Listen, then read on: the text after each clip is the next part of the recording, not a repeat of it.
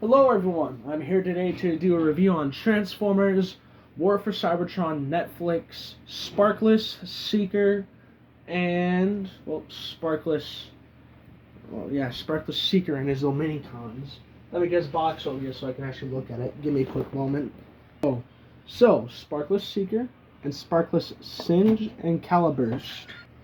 So yeah, the gray one is a Sparkless Caliburst, and the green one is Sparkless Singe. Now, those are some pretty good names. I like those. Does that save them? Yes, actually it does, because I'm just going to say this now. They actually look really good. Like, for little dudes, they did a lot of well done detail. Red visor. You can see a nice mouth sculpt with a little nose on there and everything. Like all the arm detail and leg detail on these little mini cons. They did an excellent job on them. Like, look at all this detail. Look at that face. That head sculpt is well done and I love it. They also came with blast effects, being Singe's blast effects were these little green lasers. So let's just put those off. And Caliburst's blast effects is like this burst shot, which I guess makes sense considering his name, Caliburst. So, yeah. And since I already mentioned their box, might as well get that in here. So, yeah. Sparkless Seeker, Transformers War for Cybertron Trilogy, Transformers Galvatron with Megatron, Black Arachnium, Megatron again. I think the Nemesis is on there somewhere. But yeah, we have all this lovely detail and design here.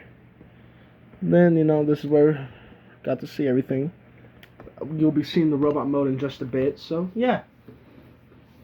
Let's get into the alt mode of, crap, what was the name of this thing?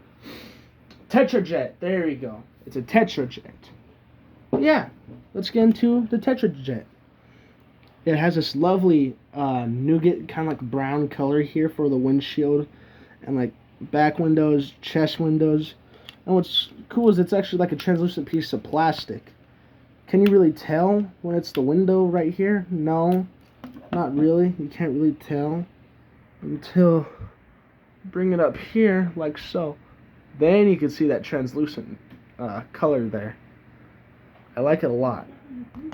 It's a color you don't really see that often on figures, but you gotta love it when it's well done like that.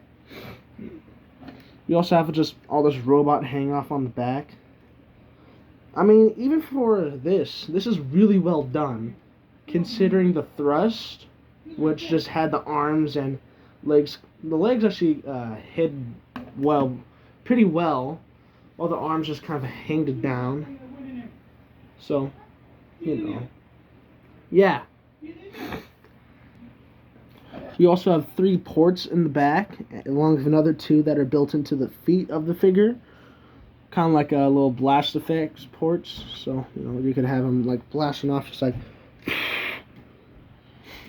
Or even just giving fire to the enemy.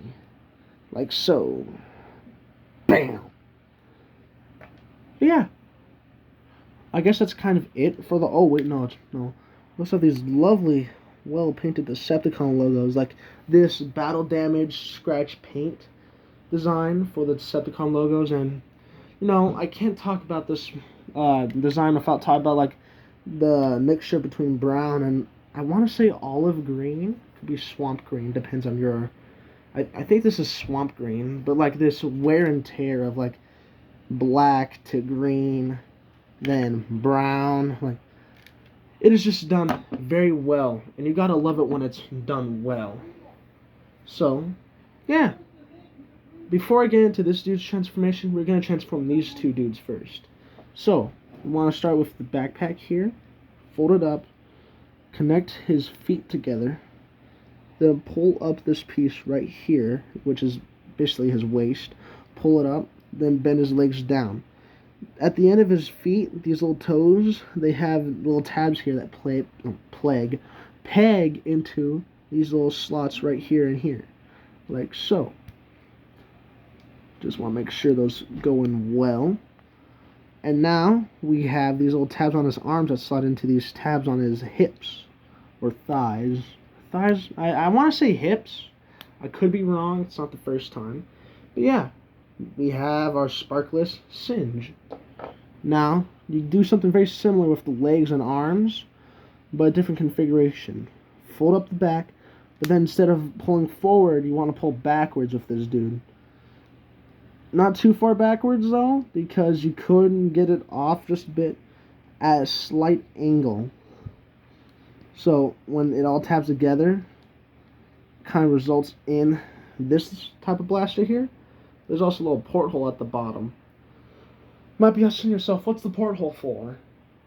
I'm going to be fully honest with you. I don't know. What I like to do is I like to use the peg, or the 5mm peg that's on Singe and connected to Caliburst to make it like this double barrel looking, quad barrel looking gun, like so.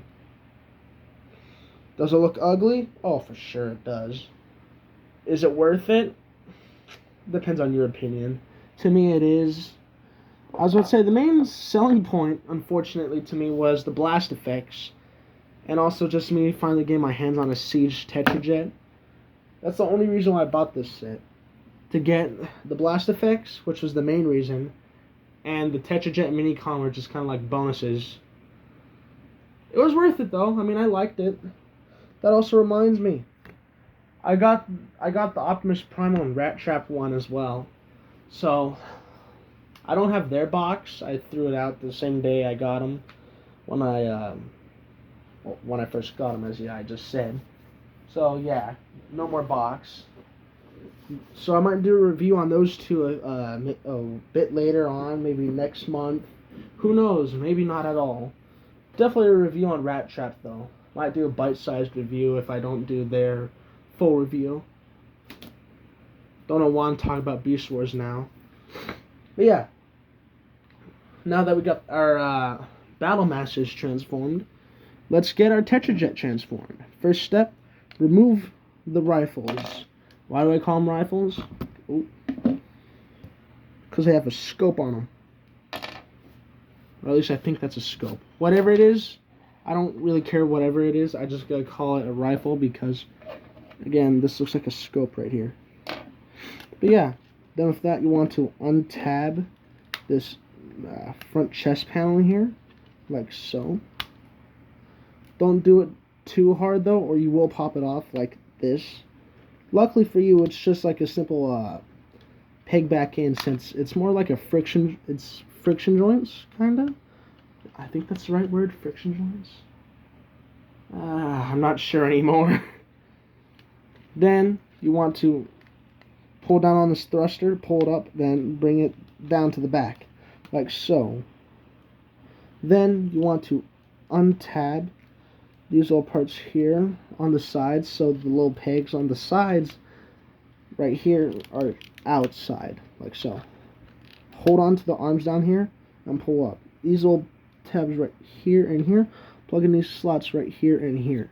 Same thing goes for the other side. The other side of my copy is a bit tighter than that one, like so. Now you want to pull up, and for me I like to move the wings back, then detach the nose cone, then move the wings back, like so. Don't move the nose cone all the way up yet, because now we have the rest of the torso to do. So now we want to untap the arms from the legs. These tabs on the legs plug into these slots on the arms. Kind of like how the wings connected to the arms for the top part of the Tetrajet. So now you want to unfold all of this, flip down the hand, and then kind of just hinge his arm out because it's on a double hinge. So there's two hinges here that kind of just slide in there to make a cohesive and small design for the Tetrajet. Then you do the same for the other side, like so. Come on. There you go. Then you want to unfold the legs. And what's cool is the way these legs transform, there's a spring in here. So, like, you can push in here and it'll pop right back out. And I love that.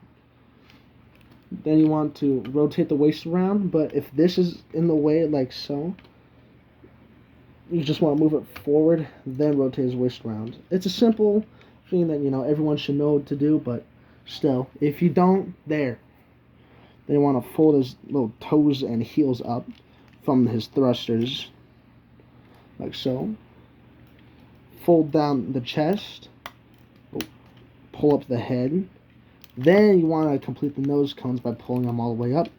And these slots right here will plug into these tabs right here and here. And just connect it all. Nope. Try to. There you go. It can be a bit of a pain some. You weren't supposed to pop off yet. That's for later. Come on. There. This can be annoying sometimes. Tetra jets can be very... I don't know why it's not wanting to do this right now. It's really starting to piss me off. Come on. It's not that hard. Just peg in. There. There you go. Ooh, man. This can be annoying sometimes. Then you want to peg in the rifles to his shoulders with these little slots, the side holes on his shoulders. Peg them in, like so. And now you got your Sparkless Seeker. Is this figure good? Yes. He is worth every penny you spend. If he's at your local Ross. If you're going to buy him for his original price, which I believe is $50, or if you're buying off Walmart's website, which is $33, I say $33 a bit is just better pricing overall. More realistic, let's be honest. But it's still a pain, because I think the $16 that I paid for this was it felt a lot more worth it than if I spent maybe $30 on this figure and like this pack overall. Because if I were to do that, this wouldn't be much of a good experience, I'm not gonna lie. I would just be more mad that I spent that much money than enjoying this figure. But since I got it for $16, I'm more happy with this figure than mad. Also, with the whole back thing there, that has never happened before. Probably just a one-time thing. Hopefully. I hope it's a one-time thing. But yeah, this is the Sparkless Seeker. He is a great mold, and I'm happy that they brought this mold back for Kingdom. Because, first of all, it just gave me the opportunity to get this figure, which I'm really happy about. I'm happy that I got my hands on this figure now. Well, I guess not the figure, but the mold. I'm happy that I got a Tetra Jet. A G1 Tetra Jet. It makes me very happy. I just remembered this too. So guys, if my audio is a bit weird, I have my fan on. I should have said that earlier, and I'm sorry if I forgot to. So yeah, just saying that now. But yeah, let's get into the figure. Figure's head sculpt is very nice, mostly. I don't like that face. His smirk is like all the way up to here. Makes no sense. I see it more as a frown with a scar. Or I guess I don't, but my friend does. You know my friend. You know, Rodimus Y. Yeah. He said that this face looks more like him frowning, but then got like a cut on his face or something. I don't know how I feel about that. Like, I like the idea of it, but now with that idea, I'm really not liking this big old smirk on his face now, because now it just makes him look like a douche. But yeah, we have a lot of this lovely translucent nougat brown on his chest again, along with all this nice vent and like, I'm trying to think of propeller detail. I want to say propeller, thruster detail. Man, I don't even know what I'm saying anymore. We also have all this nice detail on his legs. like from his waist. And also, yes, he has a waist swivel. By God, a Seeker with a waist swivel. Don't see much of that anymore. Look at the shoot Earthrise Starscream. Hate that dude over there. Absolute pain in my ass. But yeah. You also have all this nice leg detail. Or did I already say that? All this nice detail. I'm just going to say this now. This figure is very well painted. And I love him because he's well painted. I know I just said I didn't like him earlier. I mean, those points still stick. But I don't hate this figure. But I don't love this figure. I just like it.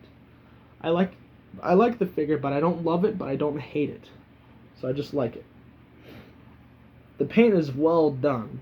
The design is well done. The color scheme is well done. I just think there could have been more put into this. Not the figure, but more to its accessories, and if it came with like a core class figure, you know? Like they could have made this thing perfect with like a new core class figure. Maybe this is when they should have released Iguanas. They should have... No, that would have made no sense, though. Oh, man. I'm just digging myself into a hole here, aren't I? Like, the figure's good, but I do feel like it could have been better. That's what I'm trying to say. The figure's good. And I love it. I love that's good. But I still feel like something better could have been done. I don't know what could have been done, but I feel like something better could have been done for it. But yeah. I guess we're just going to get into articulation because I'm not getting up right now. I'm tired.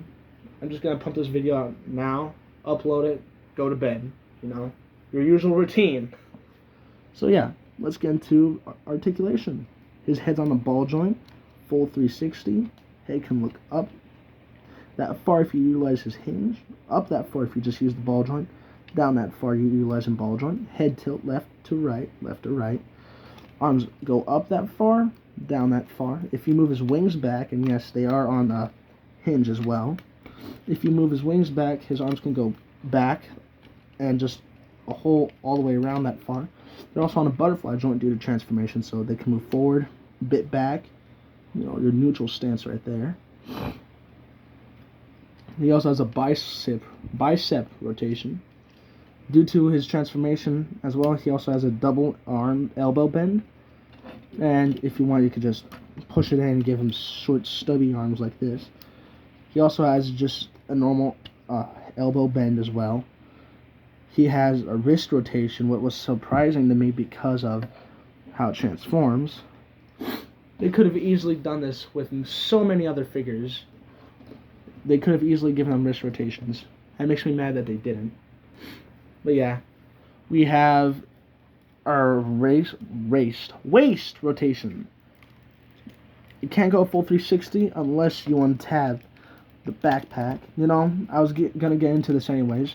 You can also just fully remove the backpack since it's not on a pin.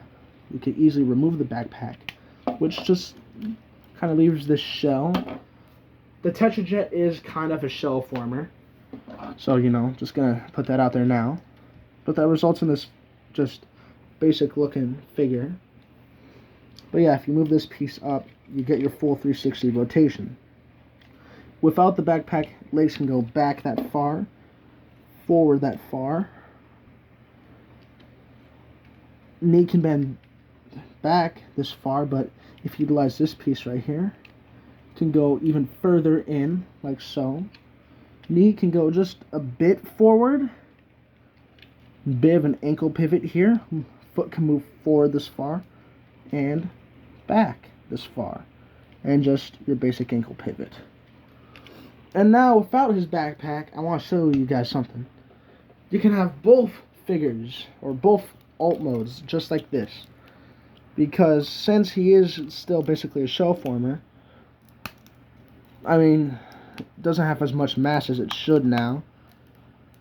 Plus, it won't fully stay together because it's missing the things that kept it tabbed. So, you know, this piece will keep popping out. So I kind of just leave it like this. Grab the guns off him. You know, rifles. I don't even care about what I call them anymore. Bam. You got yourself just a Tetrajet and a robot. Like so. I like doing this with him every once in a while. But yeah, I say that's about it for today's video. If you enjoyed, like, subscribe. I know this isn't the best one throughout my very few years of making videos for you guys, but I'm not gonna lie, I did not feel like making videos this month. Like, I enjoyed making Leadfoot's video down there, but this one, I just wanted to get out there because I said I would make it this month. I am tired. I'm just excited for next month when school gets out. Probably on my first day off, I'm gonna do Grimlock's video. So yeah, I'll see you guys in the next video. Bye.